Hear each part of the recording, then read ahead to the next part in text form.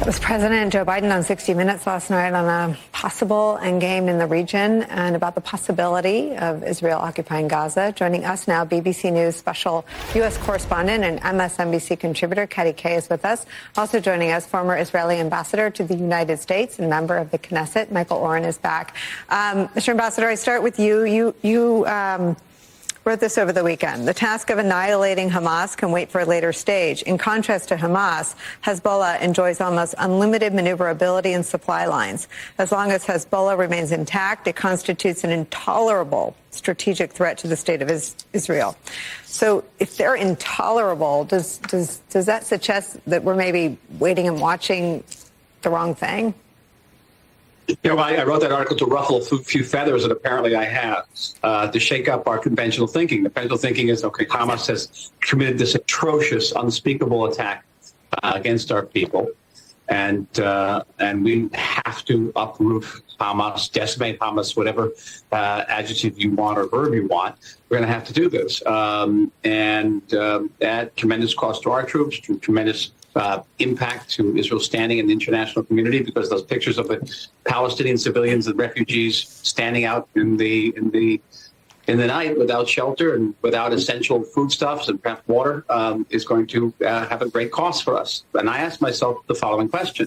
Hezbollah has a missile arsenal that's roughly 15 times that of Hamas. Hamas has maybe 10, 15,000 rockets. Hezbollah has 150,000 rockets. Many of them are accurate. They can take out our oil facilities. They can take out our airport. They can take out a nuclear reactor.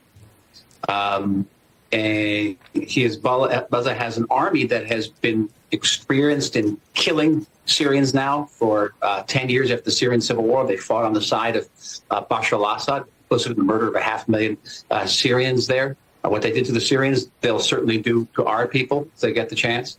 And we are at maximum military mobilization. About 360,000 reservists have been called up, in addition to an army of well over 100,000 standing soldiers. We have a force that's roughly the size of that which the United States and the coalition used in invading Iraq in 2003. It's huge. We have American strategic backing. We have two aircraft carriers in our vicinity. Hamas can wait. Hamas is not going anywhere, Nicole. Hamas is trapped. We can continue to hit Hamas from the air, from the sea, from the ground, and we can deal with it at a later stage. I do not know. This is the question I raised in this article. I don't know if we're ever getting an opportunity like this to deal with Hezbollah, which will always be that sort of Damocles hanging over our head. We don't know at what point Hezbollah is going to do exactly what Hamas did, cross that border and kill hundreds and hundreds of Israeli civilians. They are shooting at us. They've given us what's known in international law as a casus belli. They've killed 5 of our soldiers. And I have to proceed along the assumption that if and when Israel does go into Gaza and we're on the verge of destroying Hamas, then Hezbollah will not be able to sit quietly on the sidelines. And I hope that America's military presence there will be enough to deter them. I'm not sure it will be. Mr. Ambassador, I guess two-part question. What does Prime Minister Bibi Netanyahu think in terms of the priority, and is he inclined to wait, as you just articulated? And is there an added layer of the number of hostages grew over the weekend to 199. Hamas is using numbers that are bigger, and we don't trust those, so we won't use those numbers. But 199 is the number from your government. I mean, what is the prospect that something like that could be the path forward? And what are the risks of proceeding with an offensive against Hezbollah? I'm not privy to these discussions. I'm not in government anymore. Cards on the table, but I'm sure it's been raised as a possibility, and I hope it has been one. You always need someone to, in America, it's known as the red team. Someone's the person who's going to come along and challenge conventional wisdom. I'm just trying to challenge that conventional wisdom. And the question is, do we want to absorb the first blow from Hezbollah, or do we want to take the initiative? Next question, and this is a valid question. People might say, well, if Israel defeats Hamas in a unequivocal way, that will send an unequivocal message to Hezbollah: don't get involved in the fighting. It's sort of the opposite scenario. What I'm saying is that once we begin to win Hezbollah will begin to shoot. Right. I come from a different position. Remember, Hamas is a Sunni organization. Hezbollah is a Shia organization.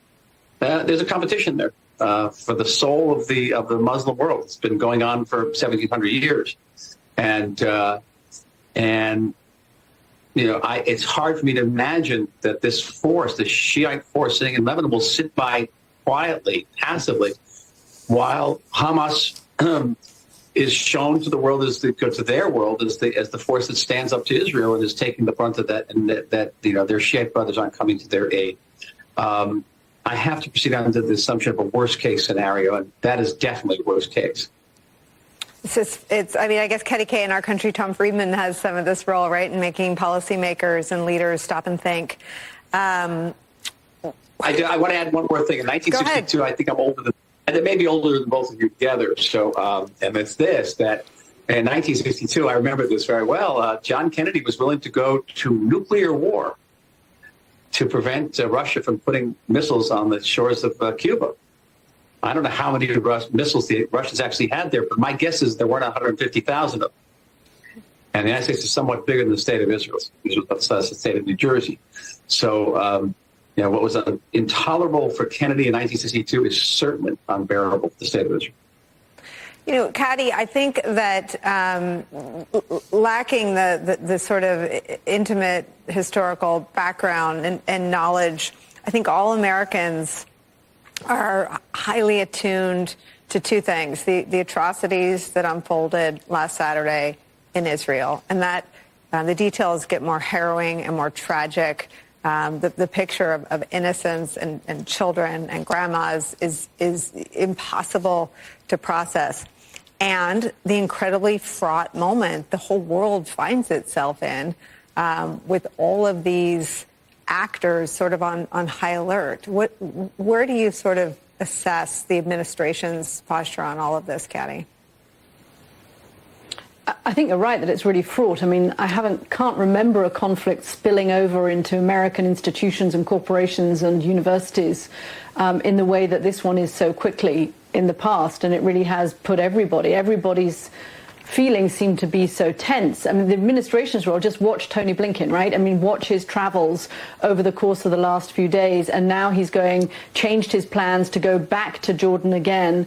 This is the kind of intense shuttle diplomacy that you'll remember from the Bush administration. I certainly remember when Dick Cheney, the last time I remember seeing something like this was Dick Cheney flying around the Middle East to try and rally a coalition of the willing before the invasion of Iraq.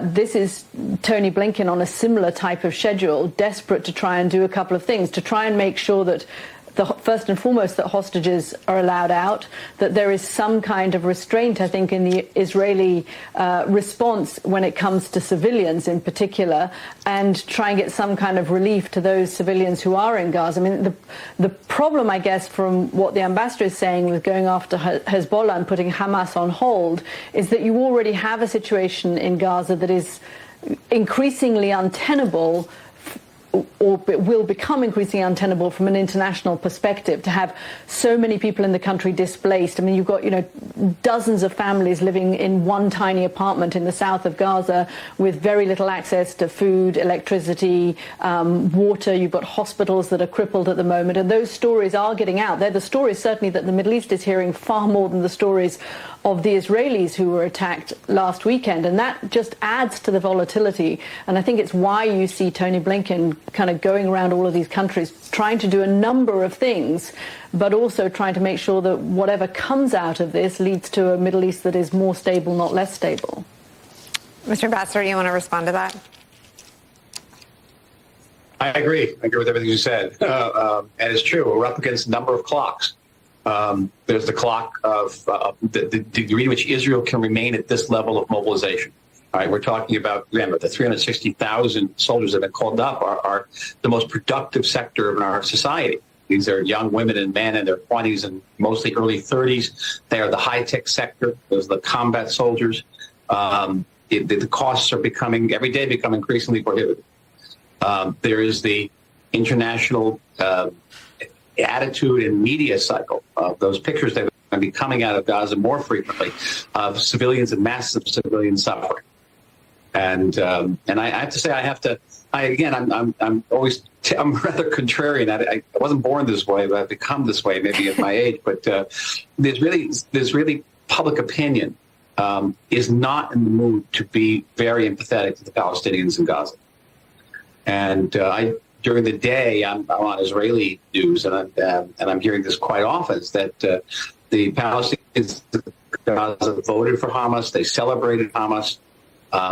Many hundreds, perhaps thousands of Palestinian civilians who do not belong to Hamas poured through those fences, killed Israelis, butchered Israelis, and took Israelis as prisoners. Some of these prisoners, we believe, are in the hands of individuals and individual families. And it's happened before. So there's not a tremendous amount of empathy there. And empathy aside, it doesn't the president has made this a point. And he's made it several times. Secretary Blinken has made it several times. This is what they expect from us. They understand. Here's the amazing thing. It's quite an amazing thing. Not only are they breaking the one consensus that you have between Democrats and Republicans in Washington, that is the resistance to getting involved in further foreign entanglements, particularly in the Middle East, by sending these naval assets to the region, taking on a dysfunctional Congress, preemptively providing us with arms. It's never happened before. I'm many years in this field of U.S.'s relations. I've never seen anything like this. But they also come with a caveat, which is you've got to hold down the civilian casualties. You've got to help us help you, because we're coming under a lot. We're going to be under a lot of heat. We're going to have a lot of heat in our own party. They did a poll yesterday, an NPR poll, that said that 2/3 of Americans are supportive of Israel in this crisis. But that 2/3 breaks down, and there are far fewer Democrats who would subscribe to that than Republicans. And that's an important distinction there. So President Biden and the Secretary of State have gone a lot against the currents here. And all they're saying to us is they understand that we have to move the population away. They understand that Palestinian population cannot be in the war zone, because then many thousands would be killed. And there's no easy way out of this. It's Palestinian civilian suffering opposed to Palestinian civilian death. I mean, really, it's that, that Manichaean, it's that black and white. And that is, the Secretary and the President are showing tremendous understanding. They really are. But we in Israel are going to have to, I think, expect that and do our best to meet the President's expectations. Let me ask both of you to stay with us. I want to bring in my